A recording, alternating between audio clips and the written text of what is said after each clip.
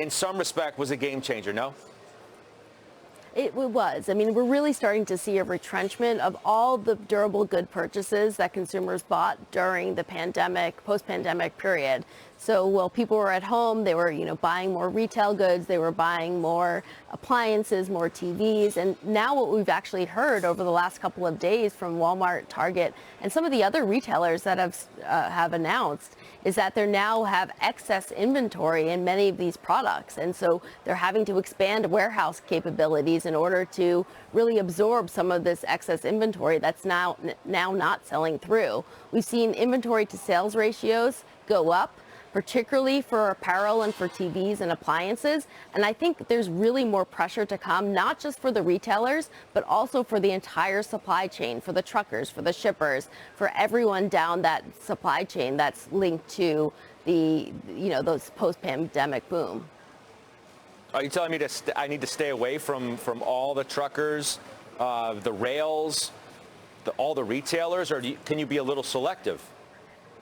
I think you can be selective. I mean, I think particularly amongst the rails, some of them are still very much linked to the commodity trade. And so you don't want to be underweight or shorting the rails that are linked to commodities. But those that are, geared towards the more towards goods, I would say away from them, sort of wholesale right now. Where I do think that there's opportunity is you are really starting to see this shift from goods to services accelerate. So I think that there's real opportunity in some of the reopening trades. But amongst the durable good names, I really think the retailers right now are going to continue to remain under pressure. We haven't seen earnings come down yet. And what actually we're seeing is that guidance is still quite robust for the rest of the year, expecting double-digit earnings growth. That's not likely, particularly if we continue to see inventory levels remain high.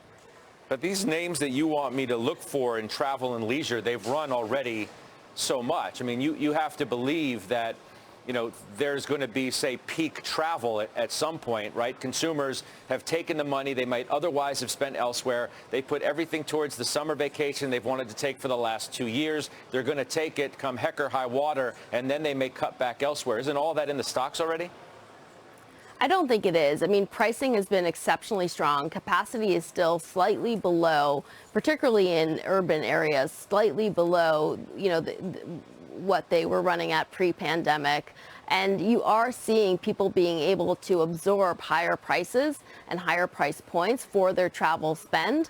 And so I think that pricing power exists. The other thing that's, I think, really important to keep in mind is you're starting to see labor wages start to roll over. And yes, they're at very high levels, but on the margin, you're starting to see more labor capacity come back into the market. And this has been a significant drag on margins for these service-oriented names over the last year. And so as you start to see that abate a little bit, I think that also is going to add margin strength to these underlying names. And I don't think that right now is being priced into the market.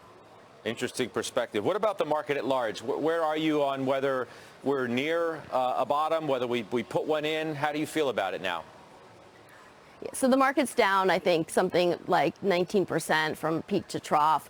And historically, during recessions, the market troughs at about down 24% on average. And so we've already, have largely moved to pricing in a recession. That would say we're about 80% through pricing in a recession. And even if you look at the multiple compression, it would also suggest that we're, somewhat in the range of about 40 to 50% pricing in a recession right now. So if you think that there's a recession coming in the next 1 year, then the market probably can fall another 10%. If you don't think that there's a recession coming in the next year, then there's a lot of room for further rally from here. Our base case at PIMCO is that we don't think over the next 12 months we're likely to see a recession. So overall, I think that the market is, I would be cautiously optimistic, and I think that there's opportunities to buy, but I think that there is pretty wide band between, the losers and winners in terms of the sectors you want to really target. Yeah, and please forgive me for stepping on your toes there. I thought you were finishing your thought. I mean, it feels like in the last couple of days, the runway, if you will, into a recession has been moved up by many people out of just sheer, fear about where where we're going and what some of these earnings reports may portend. Erin, I appreciate your time so very much. That's Erin Browne joining us today from PIMCO. Up next, your earnings rundown. A slew of retailers just hitting the tape as well. We're busy. We'll break down all those moves in the OT when we come back.